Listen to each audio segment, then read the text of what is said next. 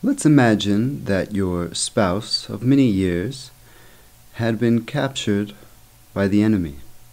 Their legs had been tied to bent trees, the trees then let loose, and your spouse was literally ripped into two pieces. What kind of disposition would you have? How far would you go to avenge the death of your spouse? Furthermore, what would you do to secure a prominent fate for your descendants? Howdy, and welcome to episode 12 of the Plutarch Project podcast. Today we'll be stepping outside of ancient Greece and into the land of Slavic tribes, mortifying treachery and a bamboozle for the ages. Before digging into today's topic, we'd like to thank all of you folks out there who have shared our stuff, signed up, subscribed, or followed us on our various podcast outlets, Facebook and YouTube. Also, a big thanks to all the people who have entered into our $20 Amazon gift card giveaway. There's still time to throw your hat into the ring. We will be announcing the winner next week on December 12th. So if you're interested in those $20 gift cards, don't wait. Time is of the essence. Also, if you are sponging what we're spilling and liking it, don't forget to share us with a friend. Or, even more importantly, write a review. We don't have a fancy PR team or half-naked promoters lining the major highways and byways of the country, so we are just kind of pointing out our sound into the void and hoping some handsome or beautiful stranger, such as yourself, wanders into it. If you are feeling extra benevolent this holiday season, don't forget to review us. Even scorching criticism is welcome. Well, alright, I think that about does it for this week's announcement. So, don your favorite wedding gown, grab a sword, 2 loaves of bread, a pigeon, a hobo, and a yellow poncho, and lace up your Nikes. We are headed way back to about 882 CE. Whee! It all began in the Kievan Rus, meaning the land of Rus, in about 882 CE. The Kievan Rus was a loose confederation of Slavic tribes with complex, often competing ties with each other. Kievan Rus began as a principality that would, at its pinnacle, stretch from the Black Sea to the Baltic Sea. Modern-day countries such as Russia, Ukraine, and Belarus all originated from the Kievan Rus. That's quite a list of descendants. So how did this large swath of land come together? Enter Oleg of Novgorod. Oleg of Novgorod is attributed the unification of tribes and territory comprising the Kievan Rus. His story, as well as the history of the Eastern Slavs as a people, was recorded in the primary text, Primary Chronicle. Now, bear in mind, this is indeed a primary text, but it was also a kind of early cultural propaganda. While it can, at the best of times, be a great source of historical fact, it can also embellish the truth a little bit. For the Americans listening, there's a good chance you've spent some time at a recent family gathering with a peculiar family member that has a tendency to do the same thing. Something like traveling to France on Delta becomes embellished each year until that person traveled to France in first class, sitting next to Obama and Hugh Hefner and laughing about that one rugby match that they had all participated in decades prior at the Playboy Mansion. The important part is still going on, right? Somebody went to France. But some of the more cumbersome details are embellished to make it sound greater than it was, or at least more exciting. We'll bring this up a little later again. So for the time being, enjoy, but enjoy with a bit of restraint. According to the Primary Chronicle, Oleg was entrusted to rule the tribe of chieftain Rurik. Oleg was also instructed to keep a close eye on Rurik's son, Igor, who would later replace Oleg as the ruler of the Kievan Rus. Oleg was known to be a shrewd and cunning ruler. He used trickery and violence to secure cities and territories, ultimately uniting them and naming Kiev as the new capital of his territory.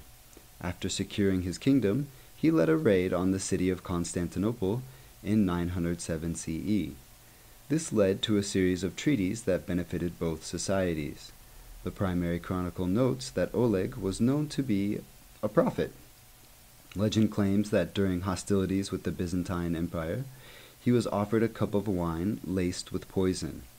Using his prophetic powers, he was able to discern the vile contents within the wineglass and escaped the grip of death.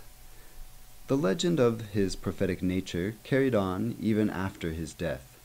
A pagan priest had prophesied that along with Oleg's stallion's death, Oleg would also die. Fearing the prophecy, Oleg sent his stallion away to a distant part of the kingdom. After the passage of many years, he asked to know the fate of his favorite stallion. He was told that it had died, and Oleg rushed off to view its bones. Upon inspecting the skull of the dead animal, a snake slithered out from underneath the bones and bit him on the foot. He was mortally wounded by the snake and died. The people of his kingdom mourned his death and buried him in a hill called Skekovitska. And this idea of not being able to escape your fate, as we saw with the ancient Greeks in the past few episodes, is also common in cultures in and around Europe. It makes you wonder why fate has been such a hard mistress to shake. With the death of Oleg, it was Igor's turn to rule the Kievan Rus. Igor then ascended to the throne. By this time, Igor had been fighting alongside his protector and king for years. Igor reigned as king for nearly 30 years, continuing on the violent tactics of Oleg. In 941 CE and 944 CE, he sacked Constantinople again and again. These attacks led to half of his fleet being burned by the Greeks in a harrowing naval battle, all of which was put into ink in the primary chronicle. Let's take a look at how they historically cataloged the battle. Quote, "They waged war along the Pontus as far as Heraclea and Paphlagonia, and laid waste the entire region of Nicomedia, burning everything along the Gulf. Of the people they captured, some they butchered, others they set up as targets and shot at, some they seized upon, and after binding their hands behind their backs, they drove iron nails through their heads. Many sacred churches they gave to the flames, while they burned many monasteries and villages, and took no little booty on both sides of the sea. Then, when the army came out of the east, Pantherius, the domestic, with 40,000 men, Phocas, the patrician, with the Macedonians, and Theodore, the general, with the Thracians, supported by other illustrious nobles, surrounded the Russes. After taking counsel, the latter threw themselves upon the Greeks, and as the conflict between them was desperate, the Greeks experienced difficulty in winning the upper hand. The Russes returned at evening to their companions, embarked at night upon their vessels, and fled away. Theophanes pursued them in boats with Greek fire, and dropped it through pipes upon the Russian ships, so that a strange miracle was offered to view. Upon seeing the flames, the Russians cast themselves into the sea water, being anxious to escape, but the survivors returned home. When they came once more to their native land, where each one recounted to his kinsfolk the course of events and described the fire launched from the ships, they related that the Greeks had in their possession the lightning from heaven, and had set them on fire by pouring it forth, so that the Ruses could not conquer them. Upon his return, Igor began to collect a great army, and sent many messengers after the Varangians beyond the sea, inviting them to attack the Greeks, for he desired to make war upon them." Unquote. The conflict ultimately forced a treaty with Constantine VII. The treaty was favorable for the Kievan Rus, and peace was once again restored for a short time. It was after the conflict with Constantinople that Igor made a fatal mistake. His predecessor, Oleg, had received tribute from the Drevlians up until his death, from about 883 to 912 CE. After his death, they stopped paying tribute for decades. In 942 CE, 3 decades after they had stopped paying it, Igor tried to regain their tribute.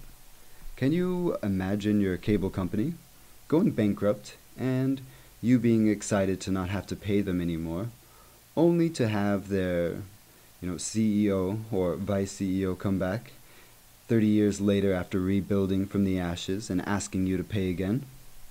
Ping pong. Hello? Hey, it's me, Cloudy Cast Cable. Do you remember us? Well, our records tell us that you still haven't paid us for, let's see here. That's right, 30 years. So, we'll be taking some of your money and maybe your goat too. How would you feel if you were placed into this situation? Well, the Drevelians probably felt about the same. Igor was able to receive a small tribute from the Drevelians after a little bit of bloodshed and some violence. In their defense, he had become one of the major world players of the time, at least in that small region of the world. Unfortunately, what they decided to give him as tribute wouldn't satiate his newly puffed up ego.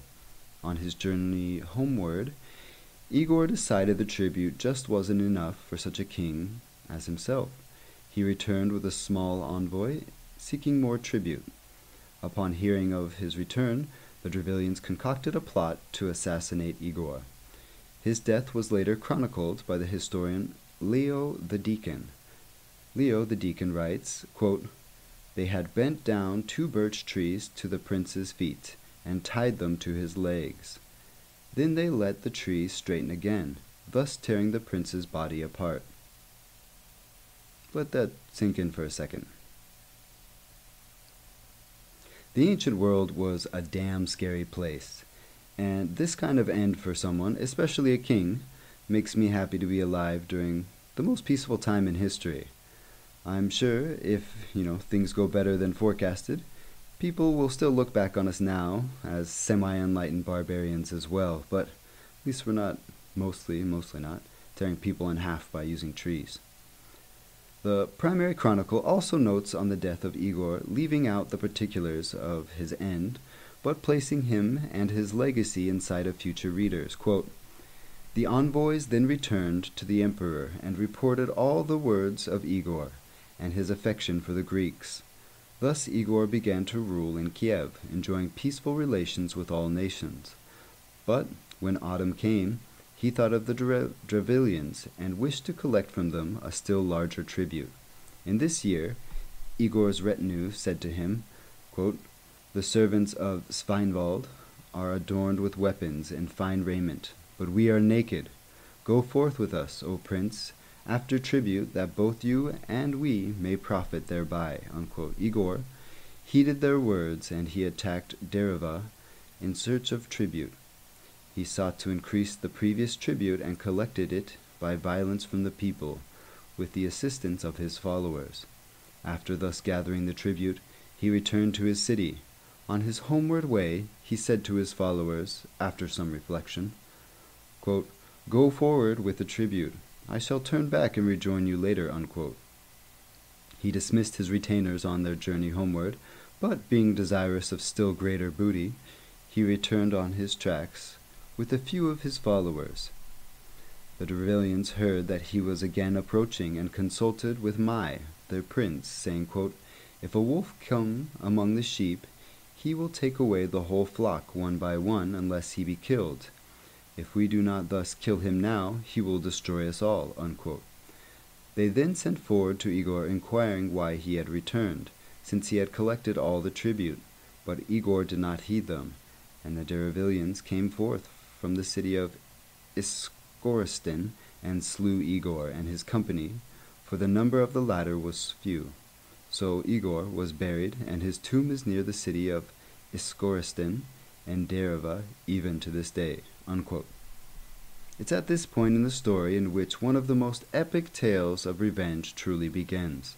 This is where Olga of Kiev leaves the shadow of her husband and really takes things into her own hands. There is very little known about her pre-marriage life. Scholars place her birth around 903 CE, but no records exist to confirm this. The first mentioning of Olga in the primary chronicle states that she was, quote, "brought to him, Igor, from Pskov." Unquote. She isn't mentioned again until the death of Igor. After the death of Igor, the Drevilians sent an envoy to Olga of Kiev proposing a marriage between her and their prince Mai. The envoy consisted of the best 20 men they had to offer.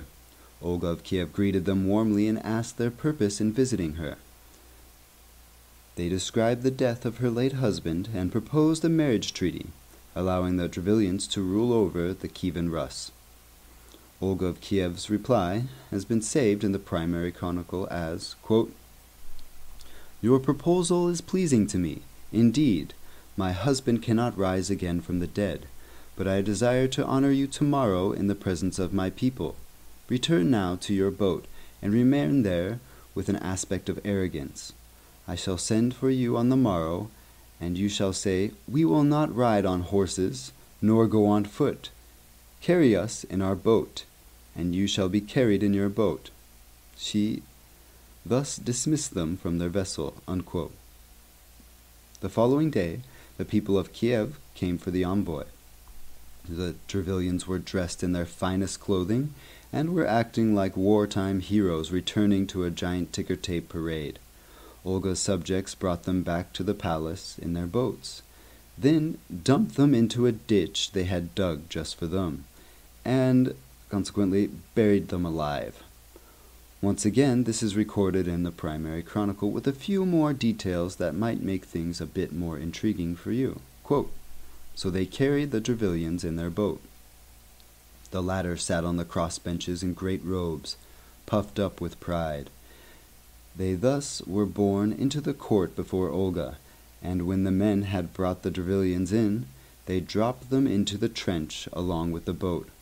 Olga bent over and inquired whether they had found the honor to their taste. They answered that it was worse than the death of Igor. She then commanded that they should be buried alive, and they were thus buried." Unquote. So you might be thinking, well, all right, she killed 20 of their best men. That's pretty good in terms of revenge, right?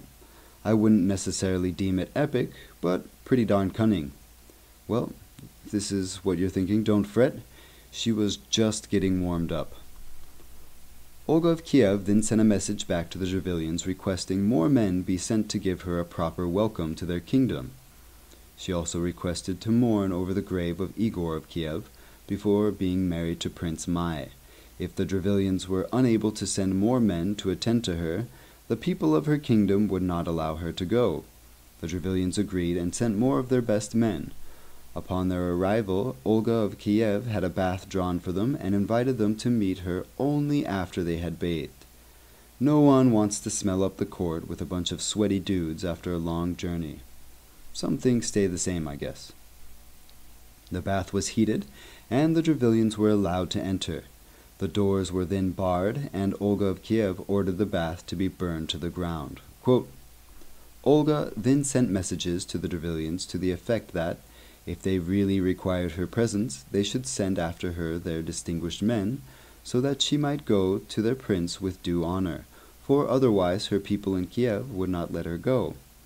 When the Drevilians heard this message, they gathered together the best men who governed the land of Dereva, and sent them to her. When the Drevilians arrived, Olga commanded that a bath should be made ready, and invited them to appear before her after they had bathed. The bathhouse was then heated, and the Drevilians entered into the bath. Olga's men closed up the bathhouse behind them, and she gave orders to set it on fire from the doors, so that the Drevilians were all burned to death." Unquote. Now we're cooking. But wait, there's more.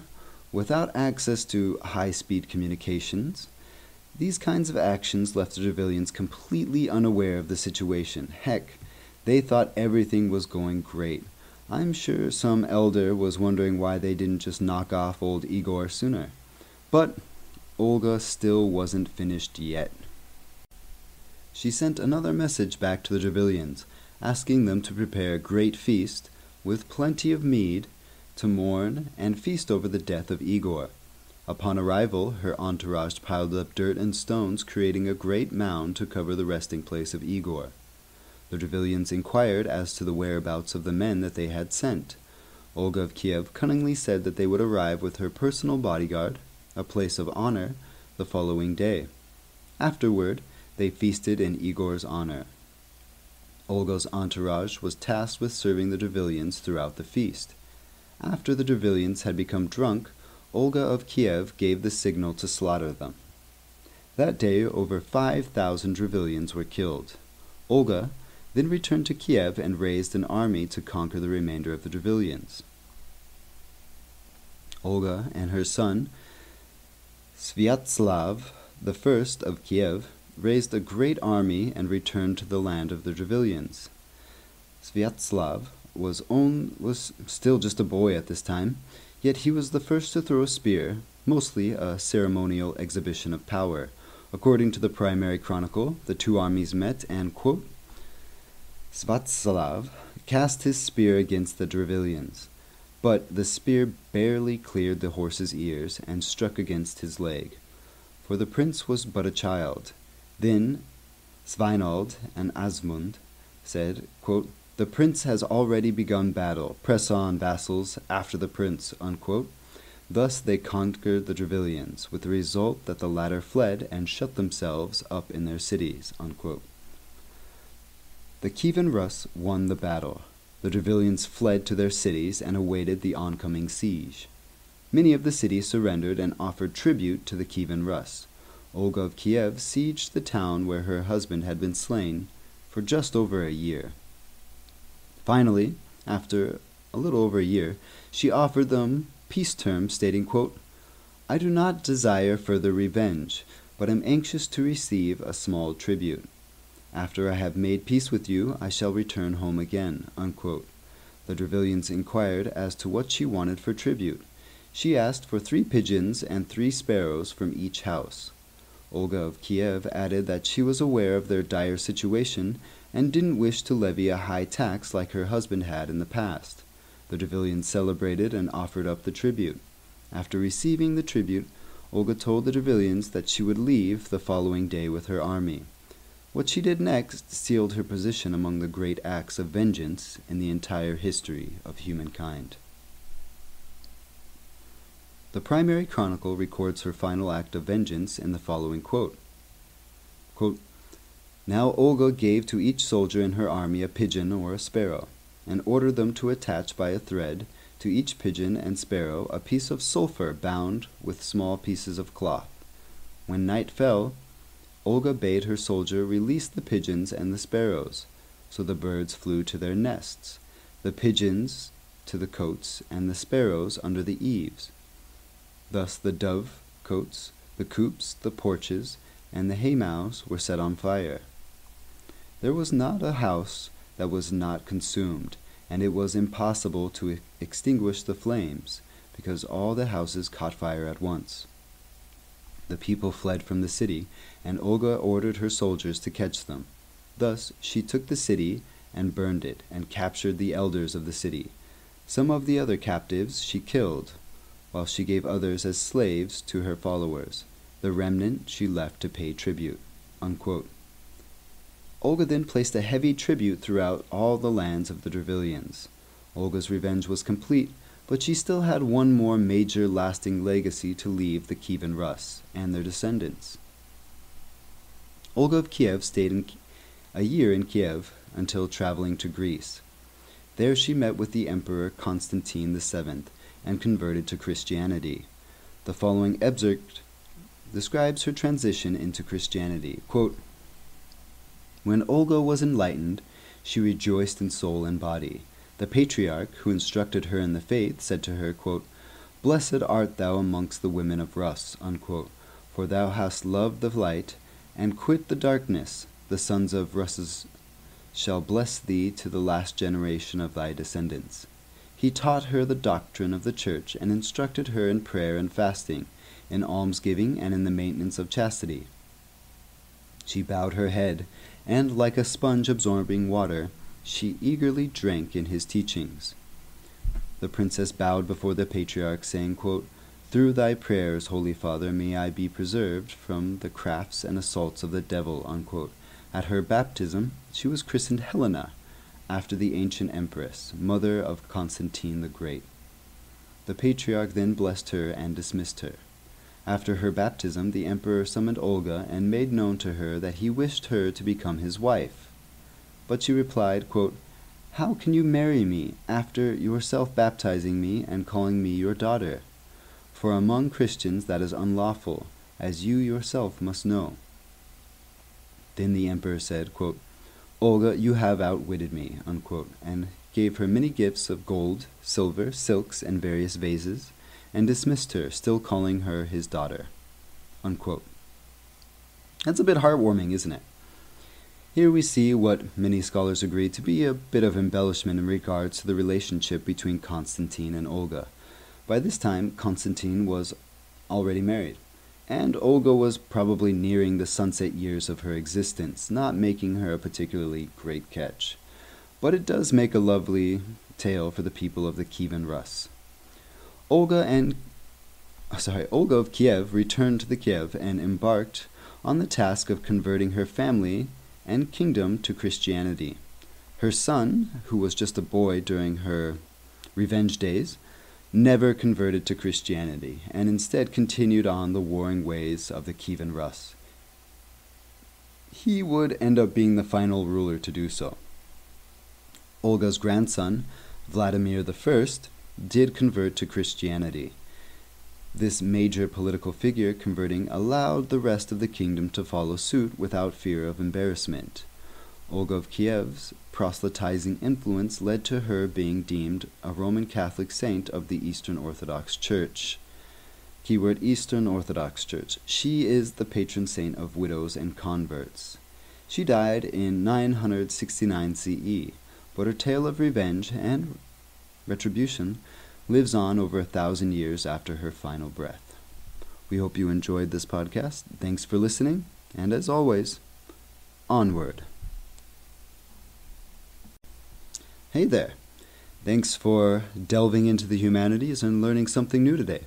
If you enjoyed this podcast, consider supporting us. Even clicking an advert on the old website, plutarchproject.com, keeps us up and running.